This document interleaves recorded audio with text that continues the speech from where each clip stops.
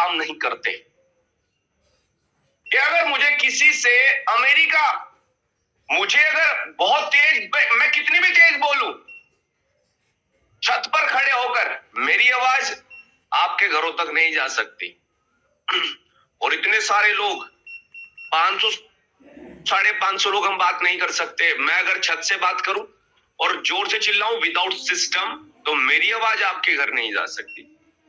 मेरी आवाज 1 किलोमीटर दूर तक नहीं जा सकती, 2 किलोमीटर दूर तक नहीं जा सकती, 500 किलोमीटर दूर तक नहीं जा सकती, 5000 किलोमीटर दूर तक नहीं। लेकिन पावर ऑफ द सिस्टम कि हम जूम पर हैं। जूम एक सिस्टम है, मोबाइल एक सिस्टम है। इसके जरिए मैं बहुत आराम से भी यदि बोलता हूं तो मेरी आवाज 1000 लोगों तक चली जाती है, हजारों किलोमीटर दूर तक चली जाती है। तो मेरी आवाज को सिस्टम कई गुना पावरफुल बना देता है। पावर ऑफ द सिस्टम, हमें सिस्टम की पावर को समझना चाहिए कि एक सिस्टम में कितनी पावर होती है। कि एक दुबला पतला व्यक्ति क्रेन पर बैठकर 20 क्विंटल वजन उठा देता है, 5 क्विंटल वजन उठा देता है, लेकिन 5 आदमी लगकर भी 5 क्विंटल वजन नहीं उठा सकता। तो पावर ऑफ द सिस्टम कि सिस्टम आपको थकने नहीं देता और इजीली आपका काम हो जाता है। इस प्रकार एक व्यक्ति किसी जिनने से एक सीढ़ी से 100 मंजिला एक सीढ़ी है, 100 मंजिला एक बिल्डिंग है, उस पर सीढ़ी है, तो 100 मंजिला बिल्डिंग पर चढ़ रहा है। तो हो सकता है वो हार्ट का पेशेंट हो तो रास्ते में प्रॉब्लम भी हो जाए और पता नहीं कितनी देर में वो पहुंचे, क्योंकि 100 मंजिला बिल्डिंग है तो पता नहीं कितनी देर में वो पहुंचेगा 100 मंजिले पे ऊपर छत पे। सबसे हो सकता है उसको 1 घंटा लग जाए, हो सकता है उसको आधा घंटा लग जाए, हो सकता है उसको 15 मिनट लग जाए। लेकिन पावर ऑफ द सिस्टम कि आपने एक बटन दबाया, आप लिफ्ट में बैठे और लिफ्ट ने काम किया और आप बिना थके 100वीं मंजिली पर पहुंच जाते हैं। पावर ऑफ द सिस्टम, मैं जिस सिस्टम की बात कर रहा हूं, आप एक बहुत ही अच्छे सिस्टम पर बैठे हुए हैं जिसका नाम है रेनेटस वेलनेस। रेनेटस वेलनेस एक बहुत जबरदस्त सिस्टम है। जब कोई व्यक्ति इस पर बैठता है तो जो पैसा वो 50 साल में कमाना चाहता है, जो पैसा वो 10 जन्मों में कमाना चाहता है, वो यहां पर 2 साल में, 3 साल में, 5 साल में, उससे पहले ही कमा सकता है। कि पावर ऑफ द सिस्टम, जब आप किसी सिस्टम पर बैठते हैं तो सिस्टम काम करता है और आप कई गुना बढ़ जाते हैं, कई गुना ताकतवर हो जाते हैं, कई गुना तेजी से आप अपनी मंजिल तक पहुंच जाते हैं। तो पावर ऑफ द सिस्टम कि जब भी आपको कभी कोई व्यक्ति मिले तो इसी तरीके से समझाना कि सिस्टम की पावर क्या होती है। तो सिस्टम की पावर ये होती है, नंबर 1। नंबर 2 कि हमें सबसे पहले ये समझना चाहिए, मैं चाहता हूं कि मेरी वीडियो पर ध्यान ना जाए, इसलिए मैंने वीडियो ओपन नहीं कर रखी है। मैं चाहता हूं कि मेरे शब्दों पर ध्यान जाए, ओनली कानों को वर्क दिया जाए। सिर्फ कान आपके काम करें, आंखें नहीं, सिर्फ कान। तो कानों के द्वारा जो बातें आप सुन रहे हैं, हो सके तो उनको लिखना भी, हो सके तो उनको पूरे तरीके, क्योंकि जो आज का ट्रेनिंग होने जा रहा है वो पूरा बदल के रख देगा मामले को।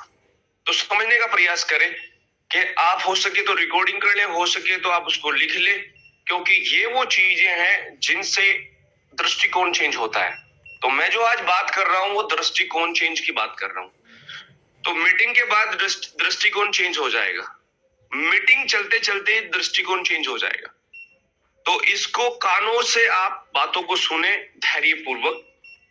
और मैं चलना चाहूंगा कि शब्द किसे कहते हैं, क्योंकि हम शब्दों की बातें, हम शब्द बोल रहे हैं, लेकिन हमें पता होना चाहिए कि शब्द किसे कहते हैं, क्योंकि हम जो भी सुनते हैं वो शब्दों के माध्यम से सुनते हैं। तो जिसके माध्यम से सुनते हैं उसके बारे में हमें जानकारी होनी चाहिए।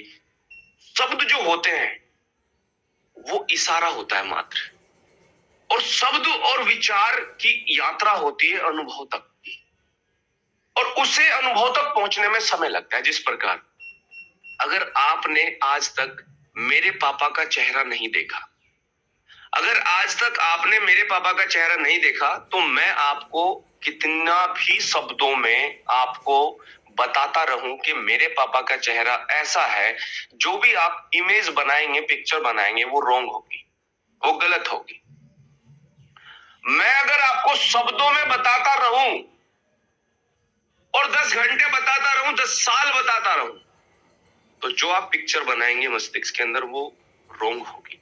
शब्द एक इशारा होता है, शब्दों की यात्रा होती है। इसलिए कभी कभी ऐसा लगता है कि बहुत सारे शब्द होने के बावजूद भी तेजी से हम ग्रो क्यों नहीं कर पा रहे, या तेजी से हम बहुत अच्छे अचीवमेंट क्यों नहीं ले पा रहे। तो शब्दों की यात्रा, शब्द है, उनकी यात्रा अनुभव तक नहीं हुई है। जिस प्रकार कि आपको अगर मैं 10 साल तक लगातार स्विमिंग सिखाऊं, वो भी शब्दों में, स्विमिंग सिखाऊं वो भी शब्दों में, स्विमिंग की मैं सारी बुक्स, स्विमिंग की मैं सारी बुक, स्विमिंग की मैं सारी बुक आपको रटा दूं, टेक्निकल पॉइंट सारे बता दूं, 10 साल आपका पूरा क्लास ली जाए स्विमिंग सीखने की, तो आप स्विमिंग नहीं सीख पाएंगे। शब्दों का काम इतना है कि आप शब्दों से स्विमिंग नहीं सीख सकते, आप शब्दों से गाड़ी चलाना नहीं सीख सकते। आपको शब्दों की, विचारों की यात्रा पर निकलना होगा, वो देखना होगा। आपको अगर मैं कोई शहर दिखाना चाहूं कि आपने आज तक मसूरी नहीं देखा और आप मसूरी देखना चाहते हैं, तो मैं शब्दों से इशारा कर सकता हूं कि मसूरी इस तरीके से, आप वहां आओ और मसूरी को देखो अपनी आंखों से। जब आप आंखों से देखते हैं, जब आप उसे फील करते हैं, तो आपको उसका अनुभव होगा कि वो कैसा है। वो अनुभव आप शब्दों में बताएंगे, लेकिन जिसे आप शब्दों में बताएंगे उसका वो अनुभव नहीं बन सकता, उसके वो शब्द ही रहेंगे। तो जब हम किसी व्यक्ति को अपना अनुभव बताते हैं और सोचते हैं कि ये क्यों नहीं कर रहा, तो वो उसके लिए उस टाइम शब्द होते हैं, ना कि अनुभव। तो धीरे धीरे उसको अनुभव होगा, तो वो उसको बेहतरीन तरीके से करेगा। जिस प्रकार हम एक पेंटिंग बनाते हैं, एक पेपर पर एक पेंटिंग बनाते हैं, तो आकाश की पेंटिंग बनाते हैं। तो जब हम आकाश की पेंटिंग बनाते हैं, तो आकाश के अंदर, उस पेंटिंग के अंदर ना तो पंछी उड़ सकते, ना उसमें हवाएं चल सकती, ना उसमें मौसम अदल बदल सकते। जिस प्रकार कागज पर बनाई पेंटिंग होती है, उसी प्रकार शब्द होते हैं। तो हमने शब्दों को समझना है कि शब्द क्या है। शब्द ओनली इशारा है, शब्द एक इशारा है। जितना भी ट्रेनिंग मिल जाए वो सब इशारे हैं। हमें ये नहीं समझ लेना कि हमें पता चल गया है, क्योंकि पता चलता है। अगर मैं आपको शब्दों से गाड़ी चलाना सिखा रहा हूं, तो आप ये ना सोचे कि पता चल गया कि गाड़ी कैसे चलती है, क्योंकि जब आप गाड़ी में बैठेंगे तो उसके बाद आपको यात्रा हो रही है कि आपको एक समय के बाद अनुभव होगा कि कैसे चलती है। अभी शब्दों से ना कहें कि मुझे पता चल गया। तो जब यहाँ पर आए हुए ट्रेनर आपको ट्रेनिंग दे रहे होते हैं, तो वो शब्द होते हैं, उन शब्दों की यात्रा होती है अनुभव तक। लेकिन जैसे ही शब्द हम सुन रहे होते हैं, तो हमें ऐसा लग रहा होता है कि हमारी समझ में आ चुके हैं। मतलब कि स्विमिंग सिखाया जा रहा है, शब्दों से ही आपने समझ लिया कि वो समझ में आ गई स्विमिंग। अब कोई व्यक्ति नहर में कूदता है तो वो डूबकर मर जाता है। इस बात को समझना चाहिए कि हमने शब्द सुने हैं, अनुभव नहीं लिया। तो शब्द ये होते हैं। फिर हमें थोड़ा सा, मैं आगे की तरफ चलता हूं, आगे के पॉइंट की तरफ चलता हूं, जो कि बहुत ही इंपॉर्टेंट है, बहुत ही जरूरी है। कि इस दुनिया में जो भी हमें चाहिए, जो चीज भी हमें चाहिए, वो हमें उस चीज के विपरीत में मिलती है। जो भी चीजें हमें चाहिए वो उसके विपरीत में मिलती है। जैसे कि कोई व्यक्ति चाहता है हीरा, कोई व्यक्ति चाहता है हीरा, तो हीरे का विपरीत क्या है? हीरे का जो विपरीत है वो है कोयला। तो चीजें विपरीत में मिलती है, तो फिर तो टेंशन लेने की जरूरत ही नहीं है। लेकिन लोग क्या करते हैं कि विपरीत से डरते हैं। विपरीत से डरते हैं, भयभीत हो जाते हैं कि नहीं, विपरीत हमें सता रहा है। किसी के पास हम जा रहे हैं, वो हाँ नहीं कर रहा है, वो ना कर रहा है। ये देखो, हो सकता है कि आप 10 लोगों से मिलते हैं, 5 ना करते हैं, तो कुछ लोग नए हैं इस मीटिंग के अंदर। तो मेरा कहने का मतलब कि जी ना कर रहा है, तो आप विपरीत में अपना टेंट लगा दीजिए, विपरीत में आप तंबू लगा दीजिए, विपरीत में ही आप घर बना लीजिए, क्योंकि कोयले में ही मिलेगा हीरा, विपरीत में ही वो मिलेगा, विपरीत में ही वो मिलेगा। चीजें जो हमें चाहिए विपरीत में है, विपरीत में वो छुपी हुई है। हमें वहीं पर टेंट लगाना है, वहीं पर तंबू लगाना है। यदि हम चाहते हैं कि लोग हमें ज्यादा हाँ करें, तो हमें ना की तरफ, क्योंकि ना में छुपा रखा है हाँ को, तो हमें ना की तरफ टेंट लगा लेने हैं, तंबू लगा लेने हैं, घर बना लेना है, क्योंकि उसी की खान से, नाक की खान से ही निकलेंगे बहुत सारे हाँ। जिस प्रकार कोयले का विपरीत हीरे का विपरीत कोयला है, तो कोयले की खान में हमें टेंट लगाने हैं, तंबू लगाने हैं। जिस प्रकार बहुत सारे लोग चाहते हैं कि उनको जीवन में मौका मिले, तो मौके छुपे होते हैं धोखों के अंदर।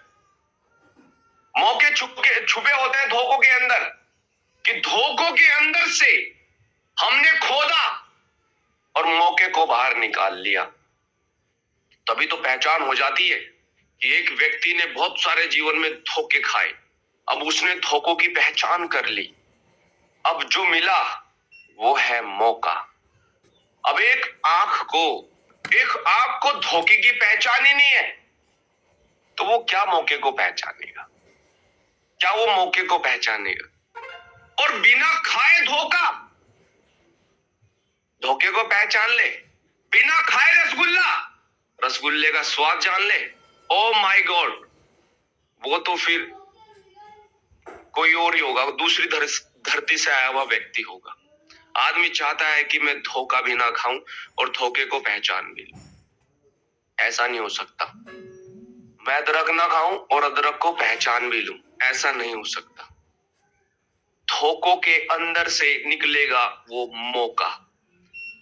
आज आपने रेनेडस वेलनेस को ज्वाइन किया है, ये आपके जीवन में एक मौका है। ये साबित हो चुका है 4 साल के अंदर कि ये एक ऐसा मौका है जो सबसे चमकदार है, जो सबसे हसीन है, जो सबसे जबरदस्त है। ये मौका वो है जिसकी तलाश है। तो धोखे में से निकलता है मौका। तो बहुत सारे धोखे मिले होंगे आपको, और लेकिन आपने अपनी नजरिए को बेकार नहीं किया, आपने अपने दृष्टिकोण को बेकार नहीं किया, और आपने मौके को पकड़ लिया धोखों के अंदर से। यदि कोई चाहता है सफलता, तो असफलता की खान से निकलती है वो। ऐसा व्यक्ति कोई नहीं जो असफल ना हुआ हो कई बार। एक छोटा सा बच्चा, ऐसा विश्वास अगर किसी के पास हो जिस प्रकार एक छोटे से बच्चे के पास होता है जब वो पतंग उड़ाता है, ओ माय गॉड, मतलब अभी वो खड़ा ही होना सीखा है, उसने कुछ समय पहले कुछ पतंग उड़ती हुई देख ली, उसके हाथ में एक पतंग है, 1 मीटर का धागा है, 1 मीटर के धागे से उसका कॉन्फिडेंस लेवल ये है कि वो पतंग को आसमान में उड़ाएगा। मैंने आज तक इस धरती पर कोई बच्चा ऐसा नहीं देखा, जबकि वो पतंग उड़ाता है अपने जीवन में जाके 7-8 साल का जब वो हो जाता है, लेकिन इस 7-8 साल के बीच में मैंने आज तक कोई छोटा बच्चा ऐसा नहीं देखा कि उसने ये कहा हो कि मैं पतंग नहीं उड़ा सकता। उसने कभी ऐसा कहा हो, बल्कि जो वहां पर बड़ा होगा एक बार उसे उस पर शक हो जाएगा कि इसकी बस की बात नहीं है, मैं उड़ा सकता हूं। लेकिन जिंदगी में कभी उस बच्चे को अपने ऊपर शक नहीं होगा। आज तक इस पूरी पृथ्वी पर ऐसा बच्चा पैदा नहीं हुआ कि कभी उसने पतंग उड़ाते समय उस पे पतंग नहीं उड़ानी आती। अभी वो 3 साल का है, वो 4 साल का है, उसमें पतंग नहीं उड़ानी आती। 2 मीटर का धागा पकड़कर वो ये कहता है कि आसमान में सबसे ऊंचाई पर जाएगी मेरी पतंग, इतना बड़ा विश्वास मैंने आज तक कहीं नहीं देखा कि 2 मीटर के धागे से वो आसमान छूना चाहता है। 2 मीटर के धागे से वो आसमान छूना चाहता है। अगर हम अपनी सोच के दायरे को नहीं बढ़ा पा रहे और उस मोमेंट में हमारी छोटी सोच है, उसके बावजूद भी हम बड़ी सोच रखें, उसके बावजूद भी। और देखिए सर, कमाल कितना खतरनाक होता है कि उसने 6-7 साल की उम्र में कभी भी उस पतंग को उड़ाना बंद नहीं किया। और एक दिन ऐसा आया कि उसकी पतंग आसमान में लहरी, आसमान को छुई, सबसे ऊंचाई पर एक दिन उसकी पतंग उड़ी। ओ माय गॉड, क्या विश्वास था। मतलब काश ऐसा विश्वास हमें अपनी अपलाइन पर, हमें अपने सिस्टम पर, कैसा विश्वास। एक बच्चे के हाथ में 2 मीटर का धागा, 200 मीटर उड़ाने की बात, और एक विश्वास में अगर हमने उसको बोल भी दिया कि नहीं उड़ा सकता, तो जिसने बोला उस पर शक होगा उसे। खुद पर मैंने पूरे पृथ्वी पर ऐसा बच्चा नहीं देखा जिससे खुद पर शक हुआ हो कभी, कभी नहीं, और आप आगे भी कभी देख नहीं सकते। एक ऐसा विश्वास, एक ऐसा विश्वास कि एक दिन मेरी पतंग उड़ेगी, कि एक दिन मेरी पतंग लहरेगी, कि एक दिन 50,000 लोग मेरे सामने बैठेंगे और उस दिन वो दिन मेरा होगा। वो विश्वास कि एक दिन पूरी फैमिली के साथ 25,000 लोग लेफ्ट में बैठे हुए होंगे, 25,000 लोग राइट में बैठे हुए हैं। ऑडिटोरियम में आप बीच से निकल रहे हैं, आप स्टेज पे जा रहे हैं, वो दिन आपका है, उस सेलिब्रेशन का दिन आपका है।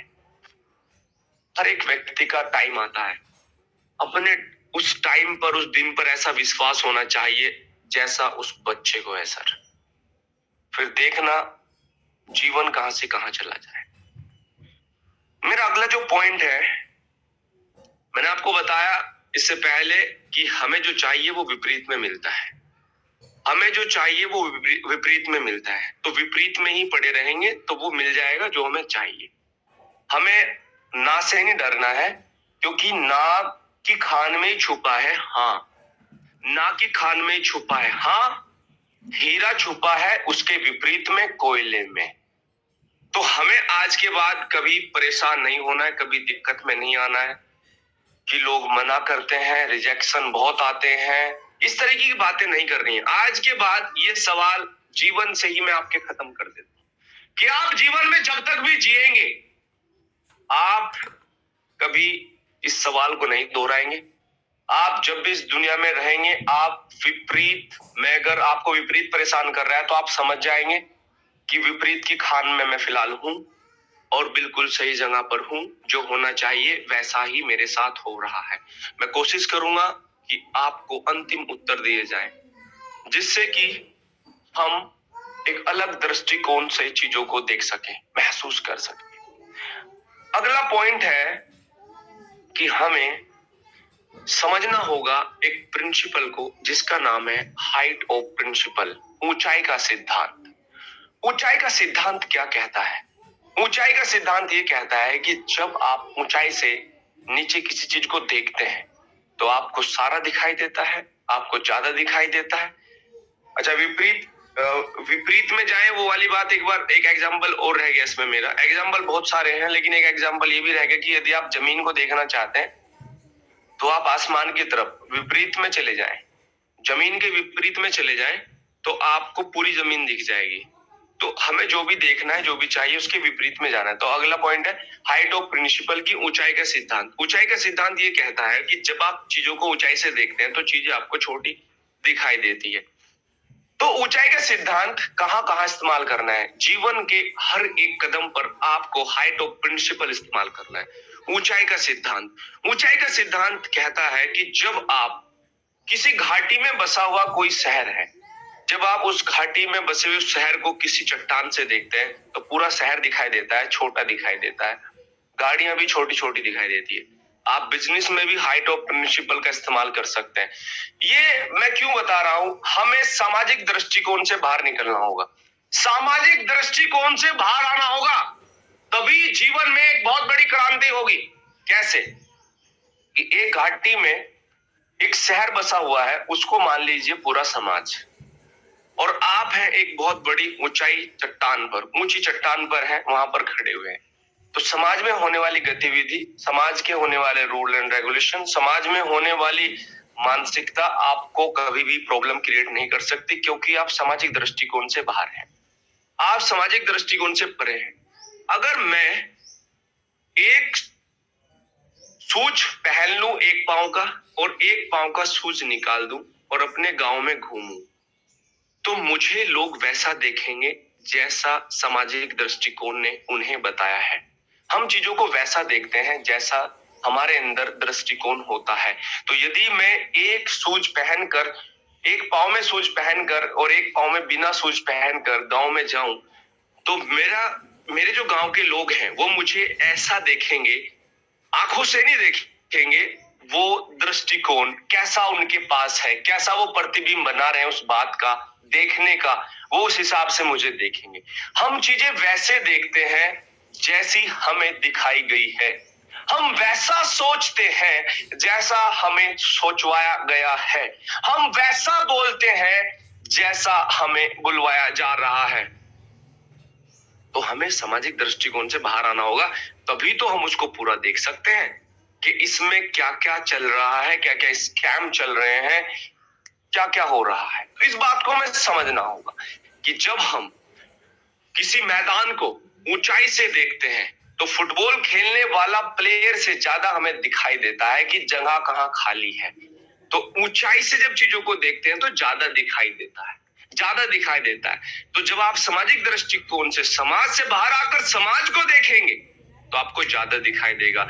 जब आप बिजनेस की ऊंचाइयों पर, जब आप किसी व्यक्ति को समझा रहे होते हैं, जब आप किसी व्यक्ति को बता रहे होते हैं, तो इसमें भी आप हाइट ऑफ प्रिंसिपल इस्तेमाल करें कि आप के पास वो नॉलेज है, आपके पास वो जानकारी है, सामने वाले के पास वो जानकारी नहीं है। हाइट ऑफ प्रिंसिपल की ऊंचाई का सिद्धांत, ऊंचाई का सिद्धांत कि आप उसे उतने ऊंचे से बता रहे हैं। ऊंचे का मतलब ऊंचाई पे नहीं चढ़ना है, ऊंचाई का मतलब कि एक मस्तिष्क में आपकी एक ऊंचाई है जहां से आप चीजों को बता रहे हैं तो वो गहरे में जा रही है। तो हाइट ऑफ प्रिंसिपल हमें ऊंचाई के सिद्धांत को जीवन में हमेशा लगाना है। 1000 लोग बैठे हुए हैं, आप स्पीच कर रहे हैं, तो स्पीच करते हुए हाइट ऑफ प्रिंसिपल, ऊंचाई का सिद्धांत कि सामने वाले को मुझे कुछ देना है, सामने वाले को मुझे कुछ प्रदान करना है, मैं उन्हें बता रहा हूं, मैं उन्हें समझा रहा हूं। तो हाइट ऑफ प्रिंसिपल, ऊंचाई से बता रहा हूं, उनके दृष्टिकोण को बदल रहा हूं। तो हाइट ऑफ प्रिंसिपल का इस्तेमाल करना है, हाइट ऑफ प्रिंसिपल का इस्तेमाल करना है। तो आगे की तरफ चलते हैं। ये पॉइंट बहुत ही इंपॉर्टेंट पॉइंट है कि हमें वो बनाना है या हमें वो देखना है जो दिखाई नहीं देता। लीडर हमेशा वो करता है जो दिखाई नहीं देता और अपनी टीम को ही वो दिखाता है। जिस प्रकार एक समय था कि जब किसी को बाहुबली दिखाई नहीं दे रही थी, किसी को भी बाहुबली दिखाई नहीं दे रही थी, लेकिन एक व्यक्ति ने वो देखा जो दिखाई नहीं दे रहा था और लोगों को दिखाया कि देखो मुझे क्या दिख रहा है। एक समय था जब किसी को हवाई जहाज दिखाई नहीं दे रहा था। ये पॉइंट बहुत इंपॉर्टेंट है। ये पॉइंट आज एक अलग दृष्टिकोण देगा। ये पॉइंट एक ऐसा पॉइंट है कि हम इसको, क्योंकि मैं आपको बता चुका हूं कि जो शब्द है वो इशारा है, शब्दों की, विचारों की यात्रा होती है अनुभव तक की।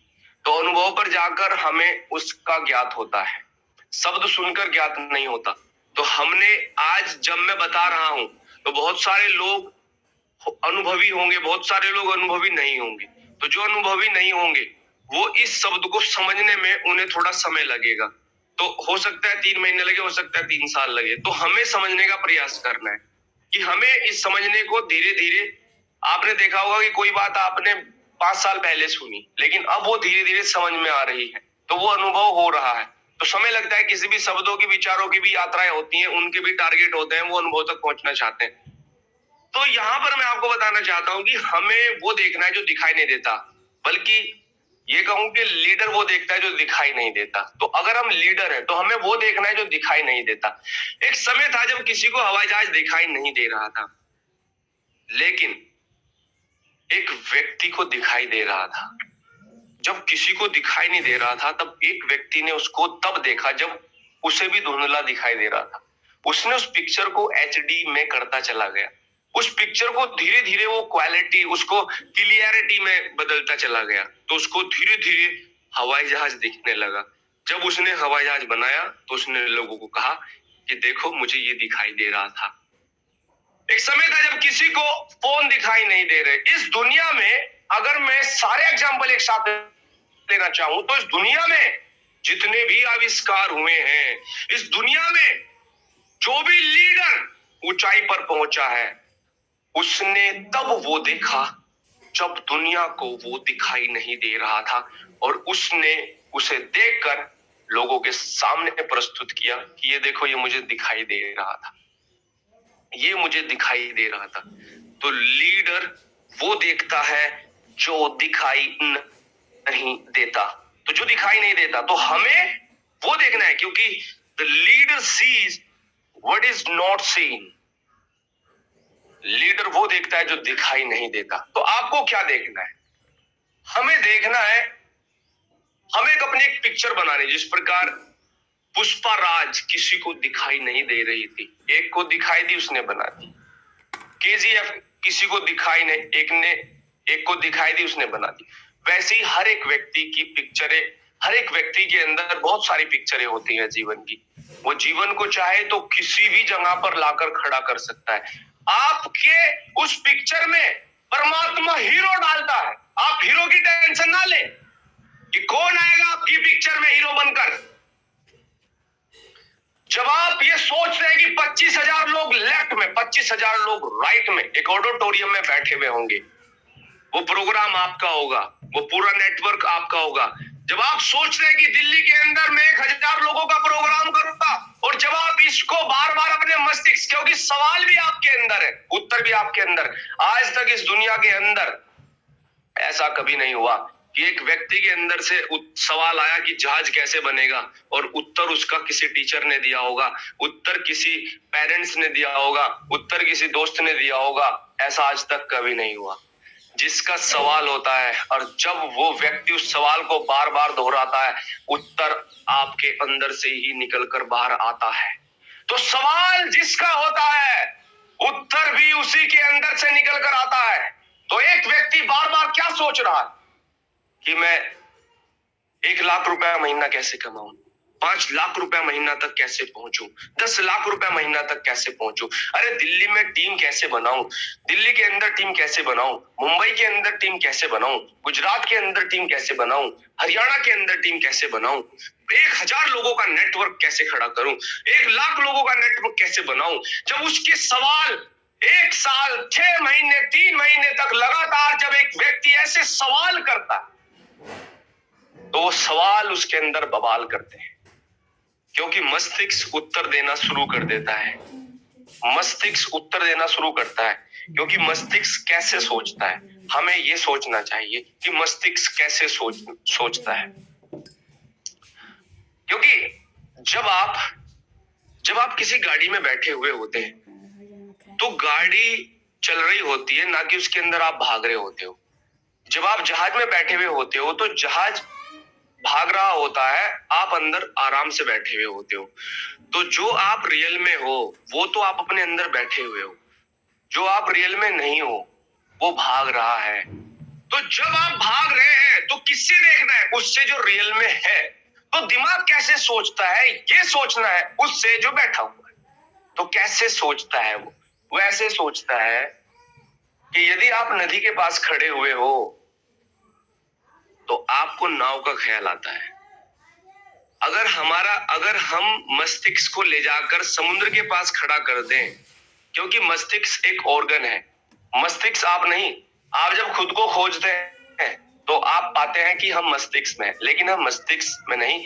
मस्तिष्क एक ऑर्गन है। जिस प्रकार हम जिम में जाकर अपनी बॉडी बनाते हैं, उसी प्रकार कोई व्यक्ति मस्तिष्क भी बना सकता है, मस्तिष्क को बिल्ड कर सकता है। मस्तिष्क को बुक्स देकर, ऑडियोज, वीडियोज देकर जूम मीटिंग देकर उसको वो ताकतवर बना सकता है। जिस प्रकार जिम में जाकर व्यक्ति अपनी बॉडी बनाता है, उसी प्रकार व्यक्ति जूम मीटिंग मंच पर आकर आज इंसान ट्रेनिंग में जाकर, वर्कशॉप में जाकर, एलडीपी में जाकर, रिट्रीट में जाकर एक अच्छी अपलाइन के संगत, जितनी भी अपलाइन है उनकी संगत में रहकर बॉडी बना सकता है, मस्तिष्क की बॉडी बना सकता है। तो मस्तिष्क की बॉडी बना सकता है क्योंकि मस्तिष्क एक ऑर्गन है। जिस प्रकार हार्ट है, लीवर है, किडनी है, आंखें हैं, उसी प्रकार ये एक ऑर्गन है। आप इस ऑर्गन को कितना ताकतवर बनाना चाहते हैं, कितना मजबूत बनाना चाहते हैं, वो आपके हाथ में है। जब आप खुद को मस्तिष्क मान लेते हैं तब आप इसका विकास नहीं कर पाएंगे। जब आप मस्तिष्क को ऑर्गन मानते हैं तो आप ऑर्गन को अलग देखते हैं, खुद को अलग देखते हैं, तो आप इस मस्तिष्क का विकास कर पाते हैं। जिस प्रकार आप अपनी बॉडी को अलग देखते हैं, खुद को अलग देखते हैं, तभी तो आप बॉडी को मजबूत बना लेते हैं, ताकतवर बना लेते हैं। अगर आपको ऐसा लगेगा कि मैं मस्तिष्क में हूं, तो फिर आप मस्तिष्क को बना नहीं पाएंगे, क्योंकि आप मस्तिष्क सोचेंगे कि मैं मस्तिष्क हूं, लेकिन मस्तिष्क एक ऑर्गन मात्र है। आप इसको किस लेवल तक ले जाना चाहते हैं, आप उस लेवल का उसको बना सकते हैं, वो आपके हाथ में। तो मस्तिष्क कैसे सोचता है कि जब आप मस्तिष्क को किसी समुद्र के पास ले जाते हैं और खड़ा करते हैं, तो मस्तिष्क को अपने आप ही ख्याल आता है पानी के जहाज का।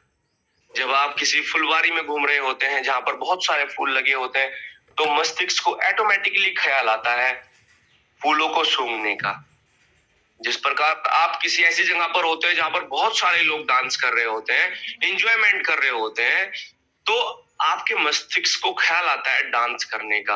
आपका मस्तिष्क कैसा सोचता है, वैसा सोचता है जैसी जगह पे आपने उसको खड़ा कर रखा है, जहां आपने उसको ले जा रखा है, जिस संगति में आपने उसको बैठा रखा है, वो वैसा ही सोचता है, वैसा ही वो करता है। तो यदि आपके पास 100 प्रोडक्ट है, तो मस्तिष्क को जो ख्याल आएगा वो निकालने का आएगा कि इन प्रोडक्ट को मुझे निकालना है, तो वो 100 प्रोडक्ट निकाल देगा, क्योंकि उसके सामने 100 प्रोडक्ट रखे हुए हैं, उसके सामने 50 प्रोडक्ट रखे हुए हैं, उसके पास 200 प्रोडक्ट रखे हुए, तो मस्तिष्क को ख्याल आता है फिर निकालने का।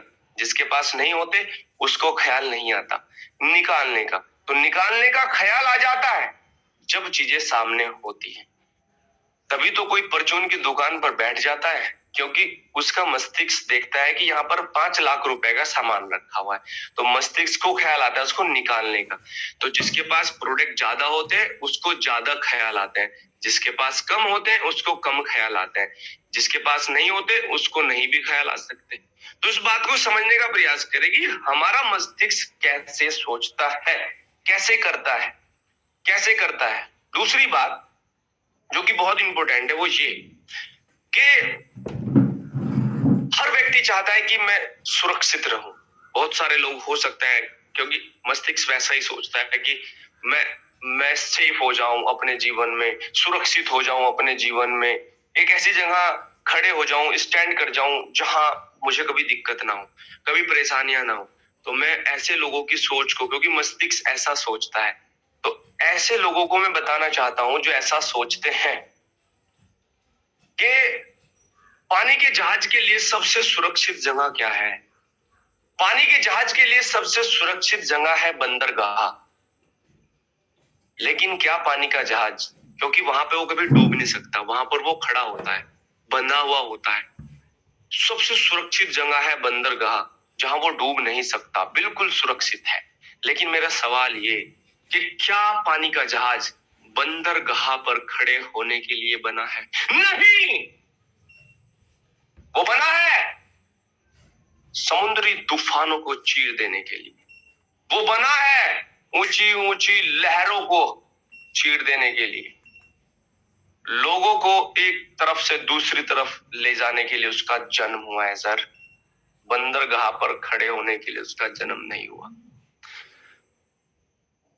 अरे हवाई जहाज के लिए सबसे सुरक्षित जगह क्या है? एयरपोर्ट। लेकिन क्या हवाई जहाज का जो जन्म हुआ है वो एयरपोर्ट पर खड़े होने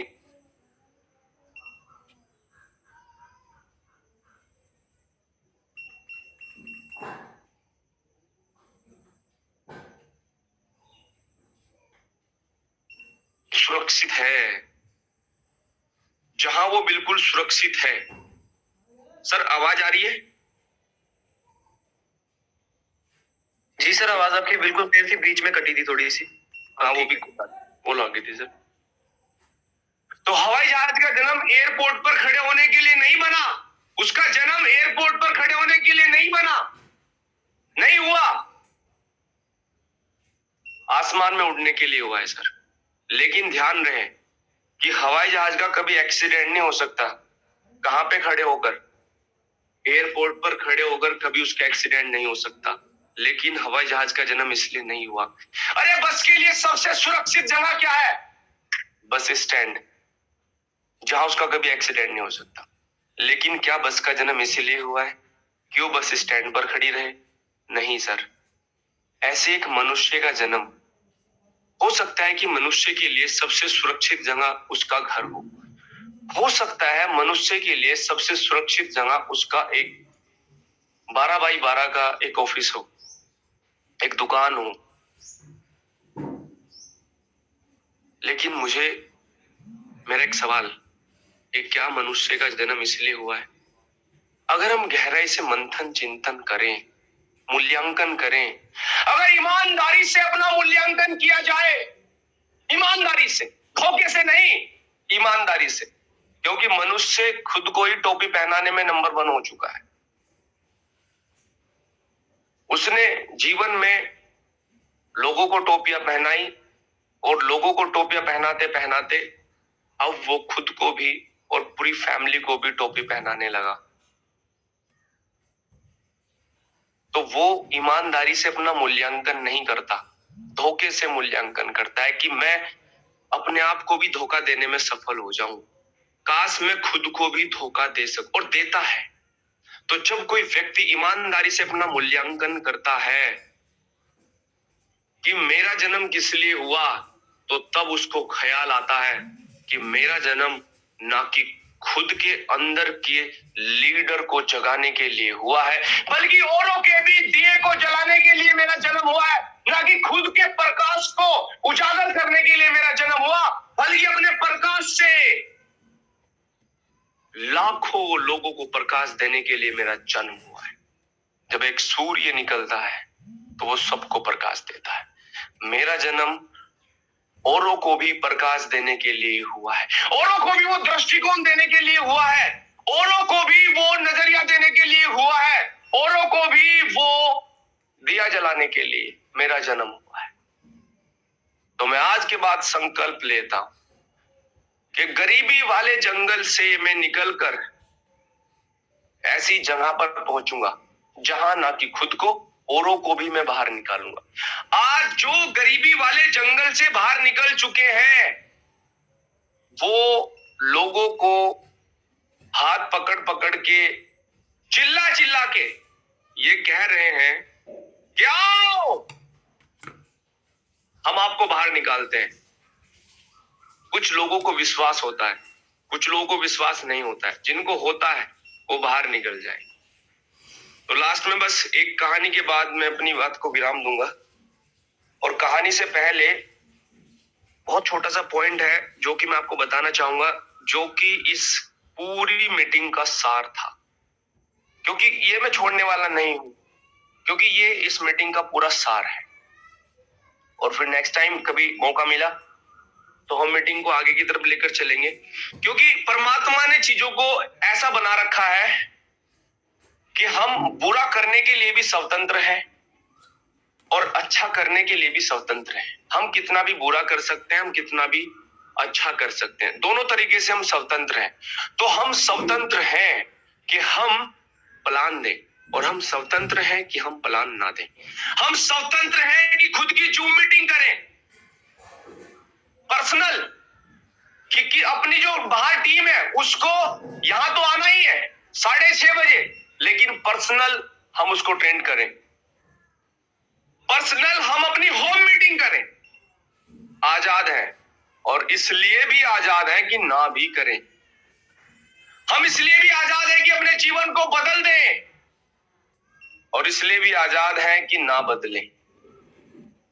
तो हमें इतनी स्वतंत्रता दी गई है कि हम सो भी सकते हैं, इतनी स्वतंत्रता दी है कि हम उठ भी सकते हैं, इतनी स्वतंत्रता दी है कि हम अपने जीवन में जीवन भर आलस्यमय जीवन जी सकते हैं, और इतनी समता भी दी है, एक ऐसा ऑप्शन भी दिया है कि हम जोश के साथ अपने पूरे जीवन को जी सकते हैं।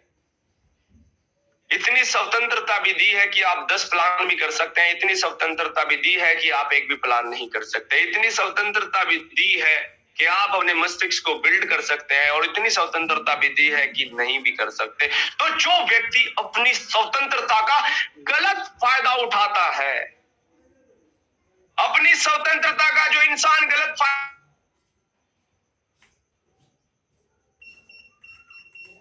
सर आपकी वॉइस ब्रेक हो चुकी है।